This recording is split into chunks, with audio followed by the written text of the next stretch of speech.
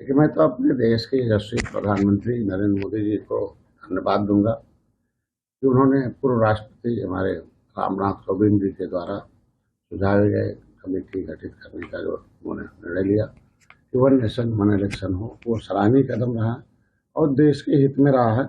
और ये भारतीय जनता पार्टी की ओर से इस प्रक्रिया का मैं हार्दिक स्वागत अभिनंदन करता हूँ, क्योंकि ये बहुत जरूरी है देश के लिए। क्योंकि इससे पहले भी इसके लिए वन नेशन वन इलेक्शन के लिए वेबिनार के माध्यम से लोगों को जागरूकता जानकारी लेने के लिए काम किया गया था और उसको लेकर छोटे बड़े दलों से भी इस पर महत्वपूर्ण बैठकें बहुत कुछ किया गया था और उसमें जानने की कोशिश की गई थी इसके समर्थक कितने हैं। तो पता चला कि नहीं, समर्थकों की संख्या इस देश में अधिक है और वो सभी लोग चाहते हैं कि ये कुछ आज़ादी के सालों तक वन नेशन वन इलेक्शन था, तब विकास की गति बहुत मतलब लोग थे, सब लोग उससे संतुष्ट थे और सभी लोग ठीक से काम करते थे और परंपरा एक अच्छी थी। और उस समय तक तो कांग्रेस की सरकार ही बनती रही उस समय तो वन नेशन वन इलेक्शन से। और आज के दिन वन नेशन वन इलेक्शन से फिर वो लागू होने से हमारे जो चुनाव के खर्च हैं, हमारे जो कार्यकर्ता हैं, जो जो मैन पावर है जो इसमें लगता है वो कम होगा। जो करोड़ों रुपए की जो भारी धनराशि हमारे देश में खर्च होती है, जो टैक्स का है जिससे हम विकास करते हैं, वो बार बार इलेक्शन कराने में बार बार खर्च होता है। तो इस पैसे को हम सही इस्तेमाल कर सकते हैं। और बार बार चुनाव आने से जो खर्चा सरकार पर दबाव पड़ता है, जनता पर दबाव पड़ता है, 5 साल में एक ही बार दोनों चुनाव होंगे, तो जो हम सरकार की जो नीति हैं और सरकार की जो नीतियां हम समय से लागू कर लेंगे। आचार संहिता लग जाता है, तो जो आचार संहिता लग जाता है उस समय हम कुछ कर नहीं पाते हैं, न हम उसे पैसे को खर्च कर पाते हैं। मैं इतना ही कहना चाहता हूँ कि बड़े विशाल भारत देश में जो विविध प्रांतों में हम हर साल कहीं न कहीं हर साल हर 2 साल बाद हर 6 महीने बाद चुनाव होते रहते हैं। तो ऐसे में इससे होने वाला जो पूरी मशीनरी है हमारी, जो सरकार की मशीनरी है, जनता जो हमारे कार्यकर्ता है या किसी पार्टी के कार्यकर्ता है, वो उसमें जो है ये जो इतने साधन संसाधन इस देश के विकास में होने चाहिए वो हमें चुनाव में लगते हैं। चुनाव जरूरी है, लेकिन एक ही बार हो तो ठीक है। तो बार बार चुनाव होने से, आचार संहिता लगने से जो नीतिगत फैसला होती है, परियोजनाओं को लागू करने के लिए जो काम होना चाहिए उस पर विकास रुक जाता है। वन नेशन वन इलेक्शन जो होने से चुनाव की जो बार बार तैयारी में जो छुटकारा मिलेगा, उससे क्या होगा, विकास के कार्यों में हमारी गति होगी। दूसरा एक बहुत बड़ा फायदा होगा कि इसमें जो भ्रष्टाचार में जो काले धन पर जो हम बहुत हद तक मतलब लगाम लगा पाएंगे। ये जो पैसा इकट्ठा करके चुनाव लड़ने के लिए तैयारी करते हैं, अब वो एक ही बार चुनाव होगा, 5 साल में होगा, हर 5 साल हर 2 साल बाद 1 साल होता है। दूसरा, जो रोजगार के चलते जो करोड़ों लोग बाहर गए हुए हैं, वो हमेशा उनको बार बार आना पड़ता है।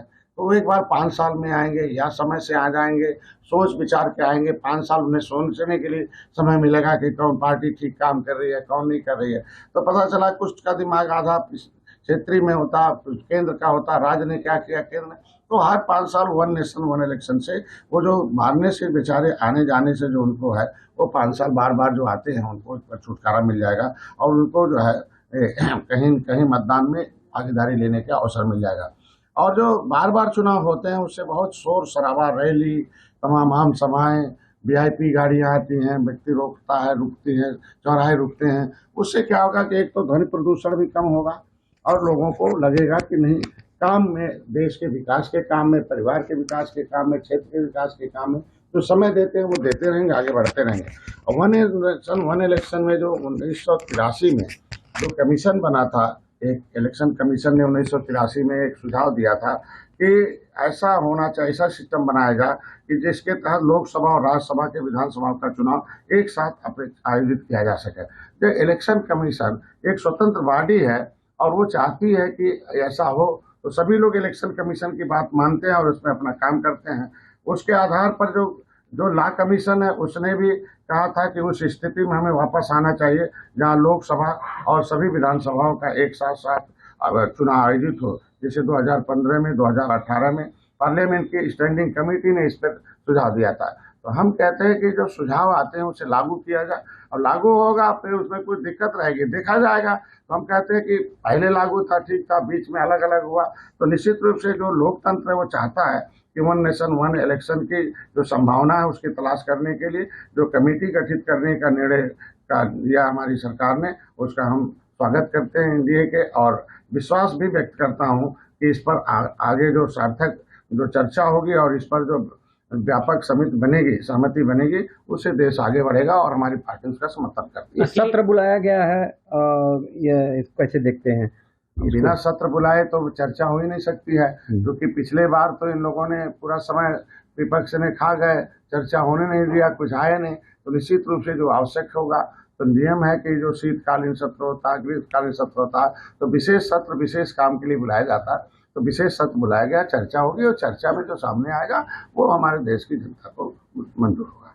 अखिलेश यादव बार बार घोसी विधानसभा उपचुनाव को लेकर कह रहे हैं कि भाजपा बहुत भारी बहुमत से हार रही है, इस पर क्या कहेंगे? लगातार अखिलेश यादव वार कर रहे हैं। मैं उन्हें बधाई दूंगा कि जो बोलते हैं 2014 से मैं देख रहा हूँ, उसका उल्टा ही होता है। तो भारी बहुमत से भारी मतों से हार नहीं रहे, बल्कि भारी मतों से जीत हो रहे हैं। 2014, 2017, 2019, 2022, 2023 है, आप नगर पालिका देख लो, 2024 भी होगा, 2000 चुनाव भी होगा, 2024 भी होगा। हमसे जुड़े रहने के लिए हमारे YouTube चैनल को सब्सक्राइब करें और नई वीडियो की नोटिफिकेशन के लिए बेल आइकॉन को दबाएं। अगर आप ये वीडियो Facebook पर देख रहे हैं तो लाइक जरूर करें और ज्यादा से ज्यादा शेयर करें। धन्यवाद।